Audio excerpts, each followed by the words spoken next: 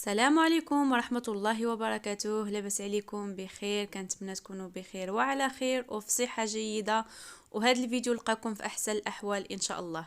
مرحبا بكم أخواتي في قناتي وقناتكم شهوات حنان أم البنات.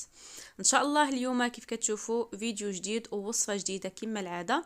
غنشارك معكم هذا العصير هذا اللي كيجي رائع خاطر ومنعش بصراحة بفواكه أو فواكه المتوفرة عندك فقط، ماشي مكلفة، ماشي شي فواكه كتيرة، غير بجوج حبات ديال البرتقال وحبة ديال الموز وحبة ديال التفاح. قدرت أنني نحضر أكثر من لتر ونصف من العصير بدون حليب، غير بالماء فقط. واحد اللذة ما نقولكمش عليها، يا سلام. كنتمنى إن شاء الله تجربوا هذا العصير هذا، واكيد انا اكيده انه غادي ينال الاعجاب ديالكم وغادي تعاودوه وتعاودوه وتعاودوه. صراحه هذا العصير هذا رائع جدا. كنتمنى ان شاء الله الوصفه ديال اليوم تنال الاعجاب ديالكم، وخليكم معايا من الاول حتى الاخير باش تعرفوا على الوصفه اكثر. وكنتمنى ان شاء الله تخليوا لي شي تعليق يكون زوين، وما تنساوش اللايك، وفرجه ممتعه.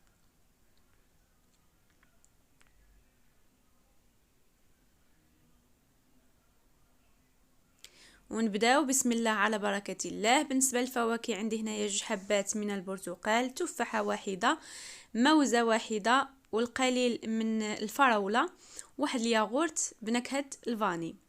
هنايا غادي ناخذ هاد البرتقالات طبعا بعد ما غسلتهم ونشفتهم، كنحكهم في واحد الحكاكه هكا، يعني كتكون عندها ثقوب رقيقه. كنحاول انني نحك ديك الجهه الصفراء او الجهه البرتقاليه فقط، ما نخرجش على الجهه البيضاء. الا حكينا حتى الجهه البيضاء راه غادي يخرج لنا العصير مر والمذاق ديالو خايب. يعني ديك القشره البيضاء هي اللي كتعطي لنا المروره في العصير ديالنا. هانتوما كيف كتشوفوا كنحك هاد القشره غير الفوقانيه، وباقه يعني باقه صفراء عاد البرتقاله كيف كتشوفوا. صافي هانتوما كيف كتشوفوا حكيت البرتقاله الاولى وكنعاود للبرتقاله الثانيه. كيف قلت لكم يعني كنحك غير القشره الفوقانيه فقط، وهي باقه يعني ما كنخرجش للقشره التحتانيه او البيضاء. صافي دابا يعني غادي نجيب هاد الموزه هادي حتى هي غادي نقشرها معكم ونقطعها ونضيفها داك القشور اللي حكيت. هذا العصير هذا ساهل البنات وكيوجد بكل سرعه. صراحه وجدته في اخر لحظه، كان ما باقي والو يعني الفطور يأذن المغرب، ووجدته بكل سرعه. صافي غادي نستعمل ايضا نفس الشيء التفاحه، غادي نقشرها او يعني يعني كنقشر غير واحد شويه، حيت ديك الجهه بحال اللي جاتني القشور ديالها بحال اللي هي ما خاسراش، ولكن القشور ديالها بحال اللي جاني كحل. بغيت نزولو صافي، وانا غادي نخليها بالقشور، يعني غادي نخليها التفاح بالقشور ديالو باش نستافدوا حتى من القشور ديال الفواكه. يعني راه ماشي غير اللب اللي كيكون فيه الفيتامينات، راه حتى القشور كيكونوا فيهم الفيتامينات. صافي ايضا غادي نقطع هكا التفاح الى طريفات صغار بحال هكا، وغادي نضيفهم لهاد يعني لهاد البنان والقشور ديال البرتقال اللي كنت حكيت من قبل. وصافي غادي ندير نفس الشيء لهاد الفراوله هذه حتى هي غادي نقيها، وغادي نحيد ليها هاد يعني هاد الاوراق هذه، وإلا كانوا فيها شي حاجه كنحاول انني نزولها. صافي بالنسبه للفراوله انا يعني استعملت هذا المقدار هذا، نتوما يمكن لكم تستعملوا 5 حبات فقط او 6 حبات، يعني كيكونوا كافيين لهذا العصير هذا ديالكم. او ما كانش الفراوله يمكن لكم تستغناو عليه، تكتفيوا بالتفاح والموز والبرتقال فقط. صافي كيف شفتوا كنقي هاد الفراوله هذه، هي راها نقيقيه، غير كنزول من هذاك داك الربيع فقط، دوك الاوراق ديالها. وغادي نفعل نفس الشيء حتى هي غادي نقطعها طريفات صغار.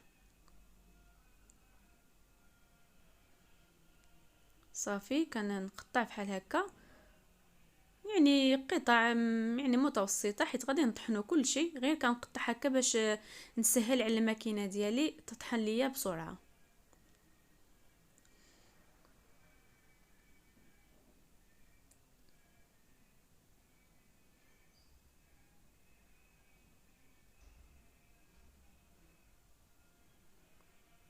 صافي دابا غادي نضيفهم لهذا الاناء على الفواكه الاخرى الاولى.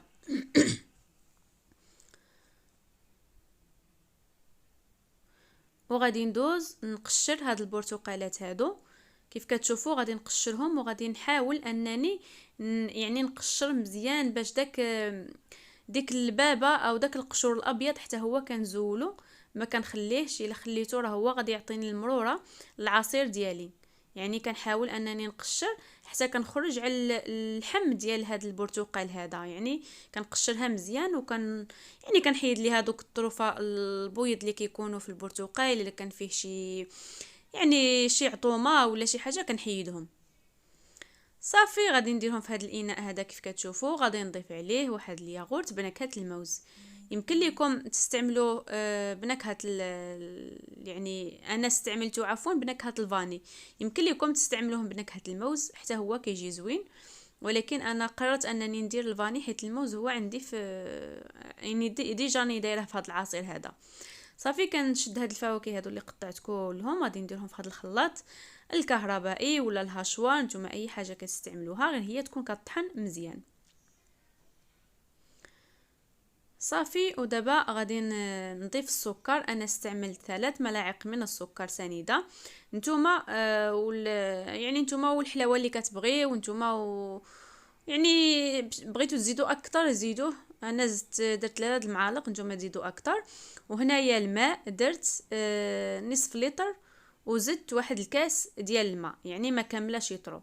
هنا ركزوا لي البنات، نص يطرو ديال الماء وواحد الكاس عطى ليا اكثر من يتر ونص من العصير. الصراحه هذا العصير اقتصادي وكيخرج واحد الكميه اللي زوينه بزاف.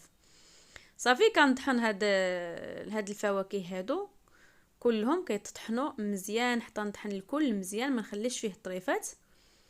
صافي ها نتوما كيف كتشوفوا تطحن ليا العصير مزيان. صافي غادي نوقف الماكينه ديالي دابا، وصافي غادي نصفي العصير ديالي. يمكن لكم تستغنيو على هاد التصفيه هذه، ما تصفيوهش كيكون حيت كيكون مطحون ما كيبقاوش فيه يعني شي حاجه شي تكتلات ولا شي حاجه ولا طريفات، ولكن هنا للتفادي انا كنبغي هكا يعني مصفي. وحتى بناتي ما كيبغيوش ليا الحاجه اللي كيكون يعني مثلا العواصير ولا اللي كيكونوا فيها دوك الطريفات ديال الخضار ولا سبحان الله ما كيبغوهمش ليا، ما كيقبلوش شي حاجه تبقى ليهم في الفم. وهنايا يعني دائما العواصير ديالي انا كنصفيهم الاغلبيه، يعني تقريبا كنصفي، عارفه هذا العصير غادي يعجبهم غادي يشربوه كنصفيه، ما كنبغيش نخليه فيه شي طريفات ولا شي حاجه. وهانتوما كيف كتشوفوا ما بقاوش طريفات، يعني تطحن ليا مزيان ما بقات حتى شي حاجه. غير هنايا غير يعني ما بغيت نتاكد بانهم ما غادي يبقى حتى شي حاجه، ولكن نتوما بغيتو تخليوه عادي ما تصفيوهش خليوه ماشي مشكل. صافي وانتم كيف كتشوفوا ها هو العصير ديالنا وجد بكل سرعه، يعني كيف قلت لكم راني وجدته في اخر لحظه كان ما باقي والو يأذن المغرب ووجدته يعني بكل سرعه كيوجد بكل سهوله. انتم كيف كتشوفوا عاقد. بالنسبه للختوريه نتوما كتحكموا فيها، بغيتو تقلوا من الماء او بغيتو تكثروا من الماء. انا بالنسبه ليا نص لتر وكاس كان كافي، وجا العصير يعني كيف شفتوا في اول فيديو فاش كبيتو لكم في الكيسان جا يعني هانتوما كيف كتشوفوا جا ورائع جدا، ماشي خفيف وماشي ثقيل يعني الصراحه جا توب توب توب بزاف، والمذاق ديالو رائع. يعني ما نشكرش لكم الوصفه ديالي، نتوما جربوها وغادي تشكروها براسكم. وسمحوا لي اخواتي الا كندوي بزاف، ويعني كنبغي نشرح لكم مزيان يعني باش الوصفه تصدق معكم كما كتصدق معايا انا، تصدق معكم حتى نتوما. الصراحه ما نبغيش ان شي وحده تدخل عندي مثلا التعاليق ولا الفيسبوك ولا تقول لي حنان الوصفه ديالك ما صدقتش معنا، بالعكس كنفرح البنات فين كيدخلوا عندي وكيقولوا لي راني جربنا الوصفه ديالك وصدقت وما شاء الله. والله العظيم البنات الا كنفرح بزاف. كنتمنى ان شاء الله حتى نتوما تجربوا هذا الفيديو هذا او هذه الوصفه هذه، تخليوا لي تعاليق كيفاش جاتكم هذه الوصفه وهذا العصير هذا كيفاش جاكم. كنتمنى ان شاء الله يكون نال الاعجاب ديالكم، وشكرا لكم بقيتوا معايا حتى للاخير وانتم كتشاهدوا الفيديو. شكرا بزاف، وما تنساوش تبارطاجيوه مع الاحباب ديالكم مع الاصدقاء باش تعم الفائده على الجميع.